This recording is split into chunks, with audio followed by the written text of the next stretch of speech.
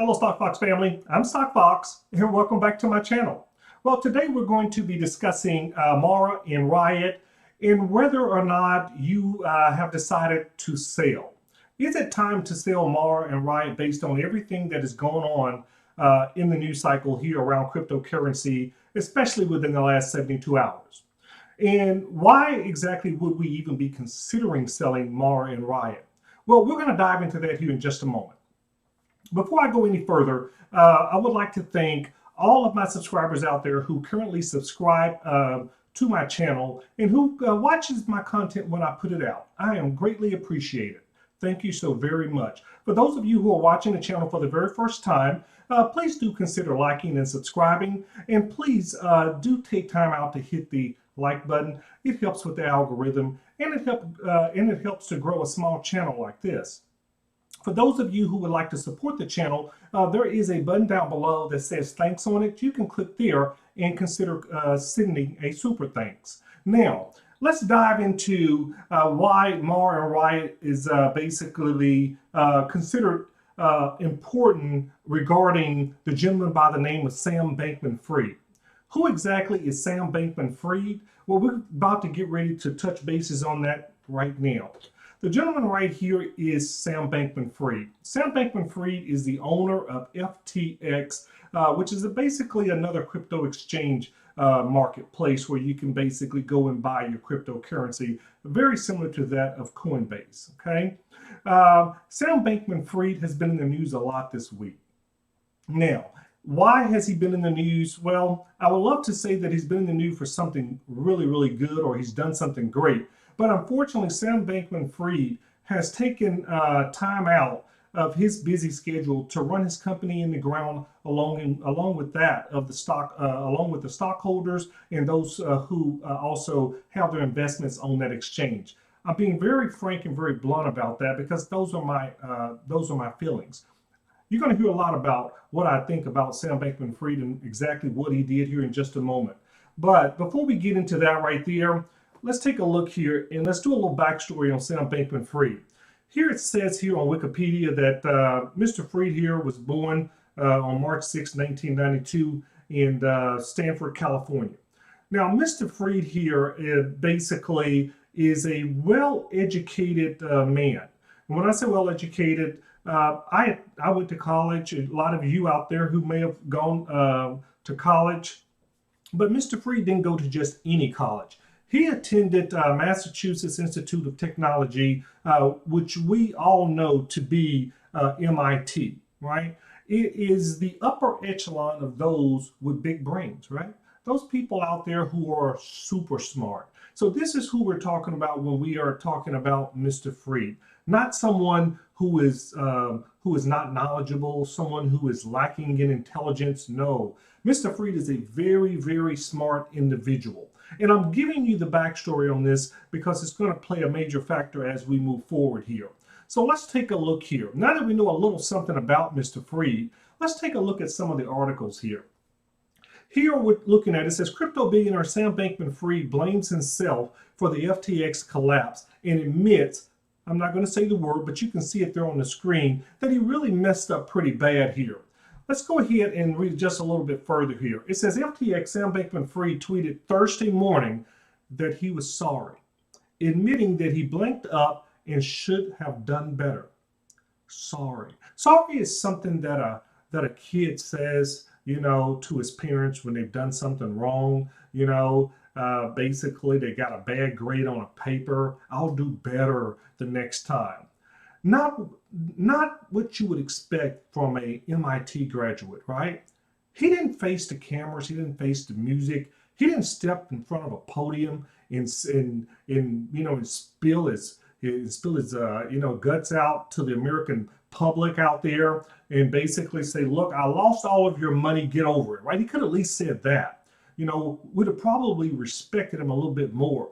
But instead, he sent a tweet out.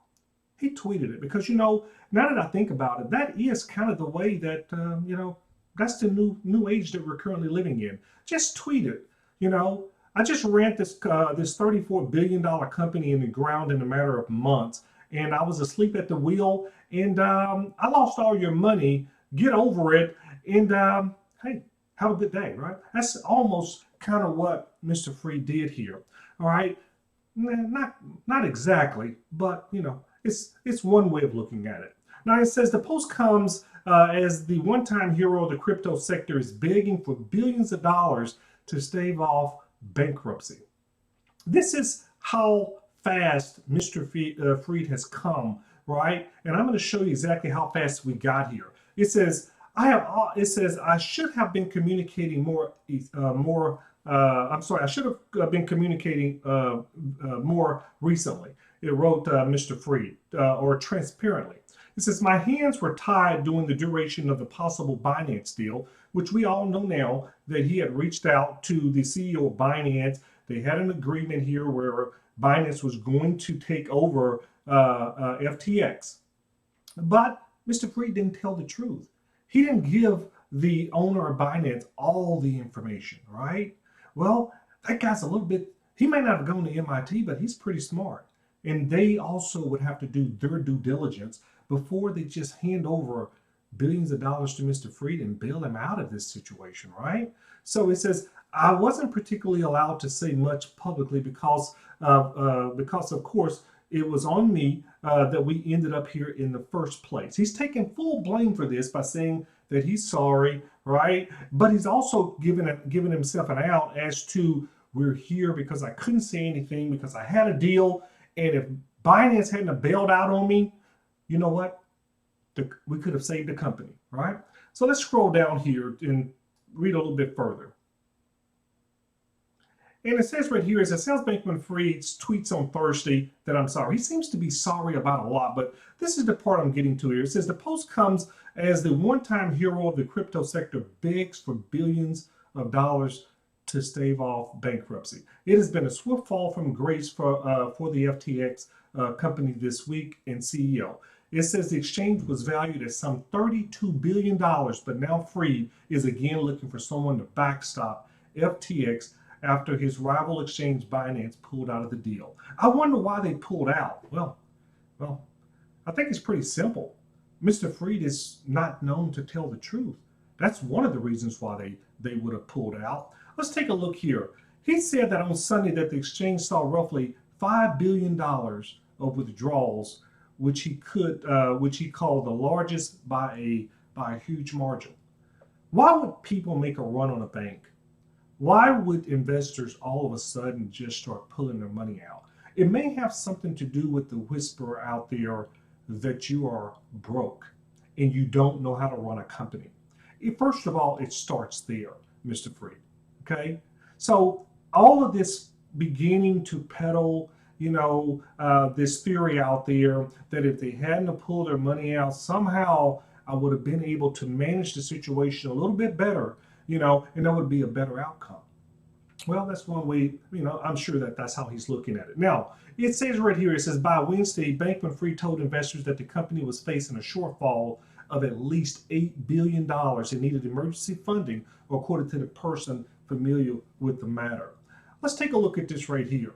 This, as you can see, Mr. Freed right here. Now, I would like to say that Mr. Freed seems to be very concerned here on this picture, but to be honest with you, I've seen Mr. Freed in many articles, and I've seen him on many talk shows, and unfortunately for Mr. Freed, this is exactly what Mr. Freed looks like. It's always, he worried, you know what? He wears a badge of worriness wherever he goes, okay? And doesn't mean that he's not a nice guy, but he always looks worried about something. It says a 30-year-old crypto billionaire, Sam Bankman-Fried, reveals how he made his billions. Now, why am I showing you this article? Let's take a look again here. This article right here was written pretty much today, November the 10th, right? Now, let's go back over here. This article right here was written September the 16th of this year. September the 16th, this is November the 10th. It's less than 2 months. We went from this article right here, which is basically saying that the 30-year-old crypto billionaire Sam Bankman-Fried reveals how he made his billions. He's trumpeting his own horn in an interview here on CNBC with Kate Rooney, where he's basically saying, how brilliant he is, what a genius he is, how much money he has, right? Let's take a look at this article and read a little bit more. It says 5 years ago, Sam Bankman-Fried hadn't bought his first Bitcoin, right? I'm not going to say he didn't know what Bitcoin was 5 years ago, but he didn't own not a single coin. But today, he's one of the youngest billionaires in the world thanks to the cryptocurrency. September the 16th, just less than a couple of months ago, Sam Bankman-Fried is one of the richest crypto owners in the world and one of the most powerful people in the young but fast-growing crypto industry. Now, Bankman-Fried, who has been touted by some of the next, even touted by people like Warren Buffett, still drives his Toyota Corolla today. This is what he tells her in an interview, right? So he is humble to a certain degree. Hey, look at me. You know, I'm nobody special. I still drive my old Toyota Corolla, right? I sure hope Mr. Fried still has that Toyota Corolla. I'm a big fan of Toyota, okay? But I hope he kept his Toyota Corolla because he's probably going to need it, all right? Now, will Mr. Fried pay a price for what he's done to this company and his stockholders and investors? I don't think he will. In fact, I think he's going to get away with it. I'm going to share that with you here right at the end as to why Mr. Fried is probably going to get away with this, okay? So we've heard him speak to basically CNBC's Kate Rooney here from his headquarters in the Bahamas, which they did an in-depth interview there. Now, obviously, Mr. Fried knows Sunday that he's in a lot of trouble. See, there's a narrative here that Mr. Fried is peddling. And people out there in the media are beginning to buy this narrative that Mr. Fried is peddling. That somehow $32 billion vanishes and Mr. Fried just realized it on Sunday. The ship is sinking. He sees the water all around him. He can't help but to see it because he's standing in it. But somehow it was Sunday that the bright light came on for Mr. Fried and everything started to come together in that I must do something to save my company. It says Coinbase CEO says that FTX Sam Bankman-Fried reached out for emergency funds. It felt like a pretty bad situation that we wanted to stay away from. This is what the Coinbase CEO is actually saying. A bad situation that we wanted to stay away from. Coinbase CEO Brian Armstrong confirmed to CNBC that Sam Bankman-Fried approached him to try to raise emergency funds for FTX. Well, I can't knock a CEO who finally wakes up in the middle of the night, drenched in sweat, and realizes that that alarm is going off for a reason, right? There just may be somebody burglarizing your home. You just might want to get up, okay? Well, Sam Bankman-Fried here is now reaching out to the CEO of Coinbase, basically on bending knee. He needs this money in a bad kind of way. Who's going to give Sam Bankman-Fried anything at this point, right? He single-handedly ran the company in the ground, and now he wants you to give him some more money. The guy that took $32 billion, ran it in the ground, didn't get a wake-up call until a stock basically hit rock bottom, or the currency hits rock bottom, and then he raises his hand and says, I need help. Armstrong said it quickly became clear that it wasn't a good investment for Coinbase, and it felt like a pretty bad situation, he says. It says the revelation comes as Bankman-Fried looks for investors to save his company, which was reportedly on the verge of bankruptcy. We went from this article here, written on September the 16th, just 2 months ago, fast forwarding that to now, and this gentleman right here, Mr. Fried, is basically getting ready to file bankruptcy on his company. I just wonder, when he was sitting there having that interview with CNBC, he didn't seem to flinch. He seemed to be so sure of himself in the interview that he basically, he was so calm about it. He never showed his hand that the ship was sinking. And he didn't jump off the ship until the ship pretty much hit rock bottom. I got a little clip here I want to share with you, Stock Fox family, from CNBC today, and just take a quick listen to this right here. The CEO basically telling you exactly what his thoughts is here. Okay, so let's take a quick look at it here. I think that this is going to really result. Back up here in just a second. Okay, let's. Peter, where do you see this going? I think that this is going to really result in two trends. One, a trend towards regulated crypto institutions, so onshore players like ourselves, like Coinbase. And then secondly, on the consumer front, you're going to see people shift towards storing their crypto on their own private keys. We have about 85 million signups of people that are doing that today. And I think that trend's going to accelerate. The ultimate reality and the coolest part of crypto is that you can store your funds on your own private key where you have no counterparty exposure. All right. So this right here is the CEO of Coinbase, right? So the CEO pretty much is basically saying from the fallout of what Fried has done here, he's saying that there's a lot of distrust now in the crypto space. And look, I'm not going to put all of this at the feet of Sam Bankman-Fried here. Mr. Fried is just another bad actor in this big movie that is playing out on a national stage right now. All right, so Mr. Fried is just one of the bad actors that are out there that is playing his part to the T, I might add. All right, so he's basically saying that there's a lot of distrust right now in the crypto space, in that people pretty much may have to start basically holding their own keys to their own crypto rather than trusting some exchange to do that for them. Okay, so this is kind of where we are basically going with this. So what I'm saying here is that Mr. Fried did a lot of damage here. Okay, one, I got a lot of phone calls from friends, family members, things like that, who are asking me, because they know that basically I'm a holder in Riot and Mara, pretty much a long-term investor. So they were asking me, what are you going to do? Are you planning to sell out of your positions based on this? It just doesn't seem that you can trust these exchanges right now.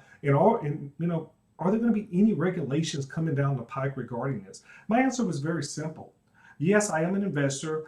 I'm going to continue to basically be a long-term investor in Mara and Riot, but things are subject to change. You just never know what is around the corner when it comes to these bad actors. I can only hope and pray that there's nothing else that's going to be coming from this, right? But, you can never say never in this particular space. It's like every day there is something new. There's something new that can change your opinion, that can guide you in a different direction. And this is just another one of them, But some of them did sell their position out today. There was a spike, there was a little bounce in the marketplace today. Today was actually a pretty good day. But considering where we were 4 days ago, then today's a bad day. All right. But we did, call back some of the gains. Some of them use that as an opportunity to get out. A lot of you are leaving me comments in the comment section. Some of you are sending emails to me as well. I would rather you basically keep everything over, keep all the comments here. I'm more likely to probably respond.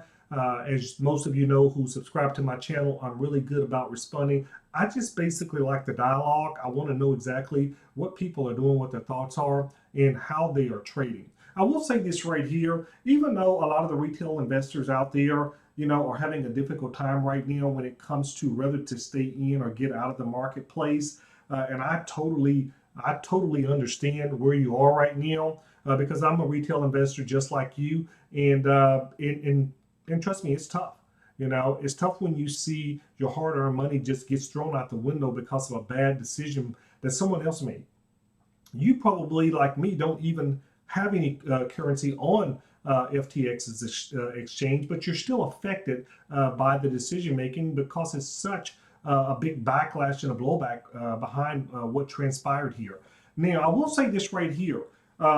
Small investors are not the only ones who are being affected right now. There are a lot of investors out there who are super wealthy that are also being affected. I ran across this article right here that said Tom Brady and other super wealthy investors lost big money in FTX collapse. So just think about this. Tom Brady has millions of dollars. The one thing that Tom Brady has that we don't have is that he can afford to lose millions of dollars and we can't. Okay. That's the big difference. I'm sure that this was probably just a drop in the bucket for him and just a play on, okay? But when we lose our hard-earned money, it's going to mean a little bit more. The sting is going to be there, and it's going to hurt a little bit more than probably Tom Brady. But nonetheless, I don't want to see anyone lose money in this space over someone's negligence and their inability to run a company the right way. Okay, and I'm talking about Sam Bankman-Fried when I'm speaking of that someone. All right. Now, why do I feel the way I feel when I say I don't think Sam Bankman-Fried is going to have to answer to anyone about this. And the reason why I don't think Sam Bankman-Fried is going to pay a price for any of this, other than basically telling anybody who will listen on Twitter how sorry he is, when in fact I don't believe that Mr. Fried is sorry at all. Mr. Fried is, there's articles that are written out there saying that Mr. Fried basically is no longer a billionaire and that he lost all of his money. Well, Mr. Fried, there's an article right here. Let me bounce over here before I come back there. This article right here says that it says the crypto white knight lost 94% of his wealth in a single day. No, I beg to differ. Mr. Fried lost 94% of his company's wealth in a single day. Now, this article will have you to believe that Mr. Fried had all of his hard-earned money tied up in FTX. He took every dime he had, leveraged it in that company, and basically lost it all, right? No, Mr. Fried took the investors' money, the stockholders' money. He took their money and leveraged it to the hilt and ran his company in the ground. His own personal wealth, there's no truth to any of this about he took his own $15 billion and put it into FTX. I want to see proof of that. Okay, the media should not keep propping this up by basically making Mr. Fried out to be some type of sympathetic figure, because he's nothing. He is definitely not a sympathetic figure here.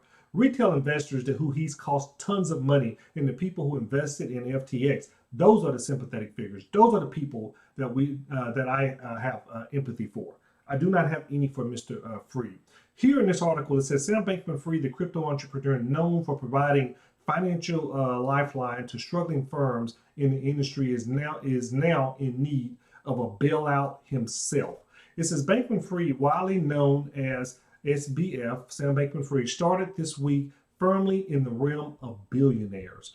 Now, with an estimated fortune of more than $15 billion, a fortune of $15 billion, according to Bloomberg Billionaire Index. Now, after the collapse of his crypto exchange, FTX, in a matter of days, he may find himself out of the billionaire club. Oh my. Oh my. Mr. Fried is no longer a billionaire. Well, what else are they peddling? What other disinformation is going to be peddled that Mr. Fried is basically broke, right? I do not want to hear it. You can sell crazy somewhere else, okay? I'm all stocked up here, not buying it one iota. And I'll tell you the reason why I'm not buying it. There's two reasons. Well, I'll start here. The biggest reason why Mr. Fried will never pay a price for what he's done is where Mr. Fried's company is located and headquartered, and that is in the Bahamas, right? Well, you said, why the Bahamas? Well, let's take a look here, right, as to why the Bahamas. Why do people go to the Bahamas? Why do they take their companies offshore? Why not just right here in the good old US of A, right? Well, there's a thing called accountability right here in the good old US of A, right? There's a thing called paying your fair share of taxes right here in the good old US of A. I can think of a lot of reasons why you probably would take your company offshore, right? But accountability is probably, let's just say we start there with accountability, right? But let's take a look here. Now, so it says right here, it says privacy and protection. So let's take a look and see exactly what is privacy and protection in the Bahamas. It says offshore companies have a protected security framework for corporate properties offering high privacy rates. Some of the owners of the businesses have confidentiality issues. They don't want to be revealing sensitive business information in public records. Well, that makes absolute sense why I would want to take my company to the Bahamas, because I wouldn't want anybody knowing what I'm doing in business, right? I want to be as private as possible, right? Why would I want to answer to anybody about anything unless I'm taking their money? Unless I'm taking their hard-earned money and I'm promising something that I know I can't deliver on, right? That may be one reason, right? It says the offshore company is a tremendous legal framework that offers asset security and guarantees confidentiality for owners of companies and shareholders respectfully. That's privacy and protection in the Bahamas right there, okay? Now, I'm not just picking on the Bahamas here. Bahamas is a beautiful place, right? Here's a picture of where I stayed when I went to the Bahamas last, right? Right there at the Atlantis. Beautiful, beautiful property, okay? But let's take a look at flexibility here, right? So flexibility will be another reason why a company such as this would want to go overseas and go offshore, right? It says the governing authorities provide high flexibility concerning corporate operations and other activities. In some instances, resident countries lack adequate regulations to ensure that particular market activities are not impeded. Therefore, using an offshore company helps to prevent other risks, such as resource restrictions, limits on business operations.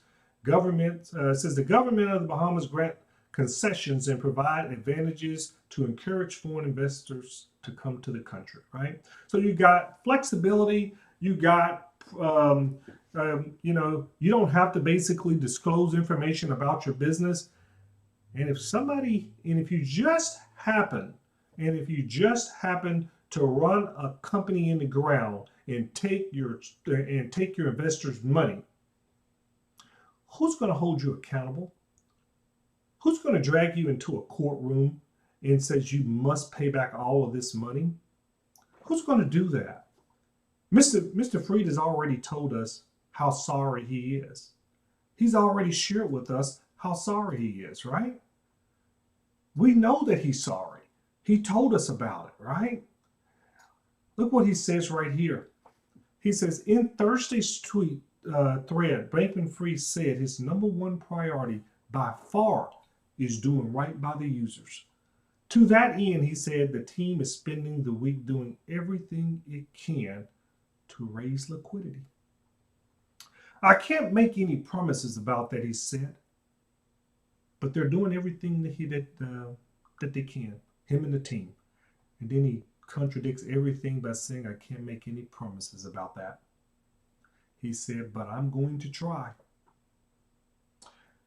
He's going to try as he sinks his butt into the sand and peers out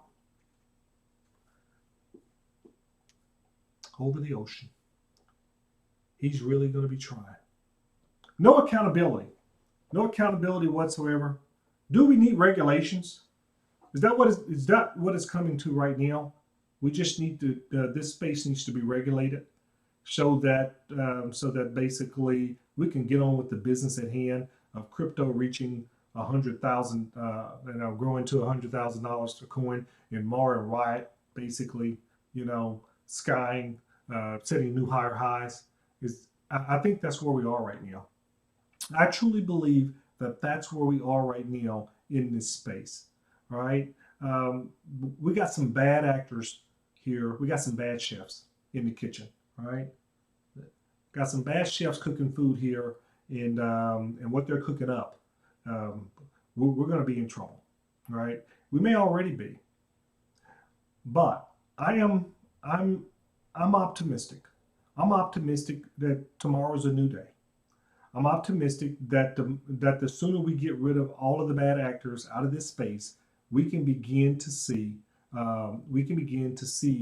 where the cryptocurrency basically can take us and what it has in store for us. Let's take a quick look here at one more thing here. And this also here was an article that I found on Yahoo. It says Marathon Digital. It's even questioned whether or not Mara is worth $10. Is Mara's intrinsic value worth $10? This is how far we've fallen.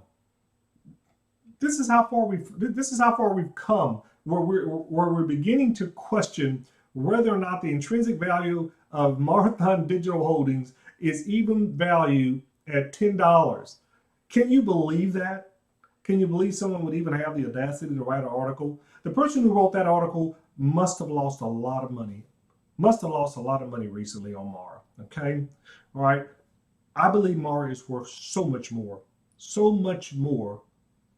than $10. Okay?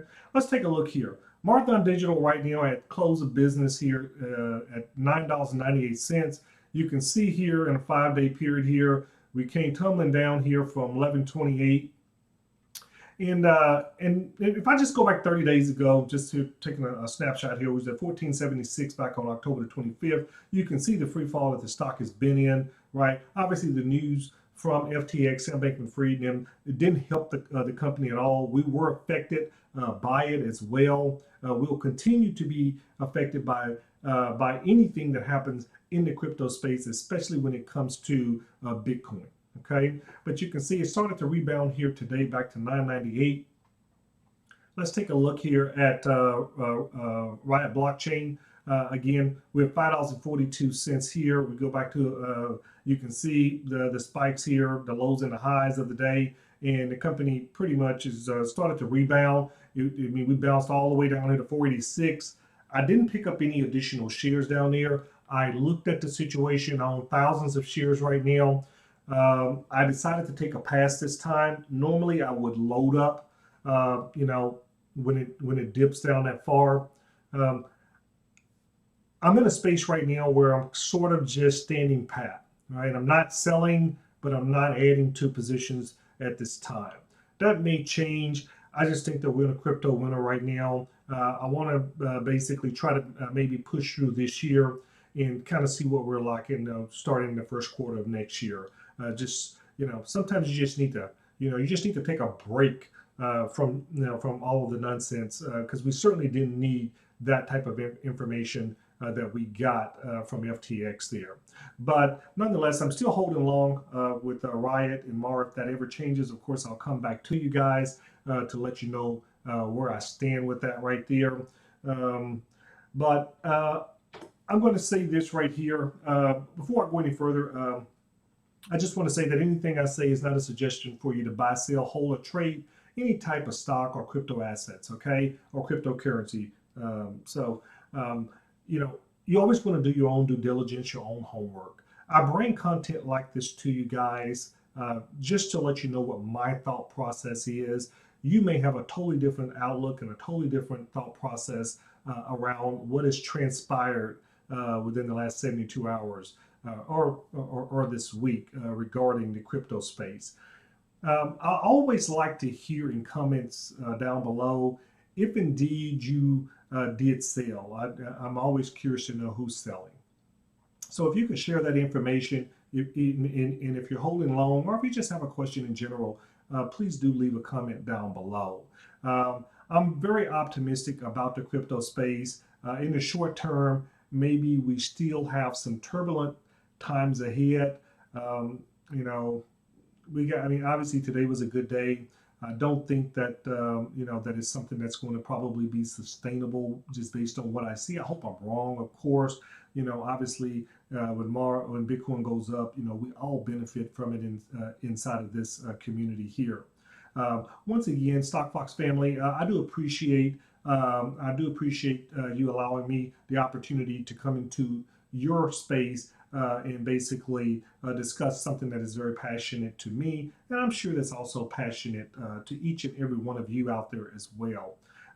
This was not the actual original content that I was supposed to basically bring to you today, but I had a lot of things on my chest around what is going on in this space, some of the bad actors who are basically that need to be kicked out of the crypto club. So I decided to bump that content back. It is still there, and I'll be bringing that content to you here very shortly.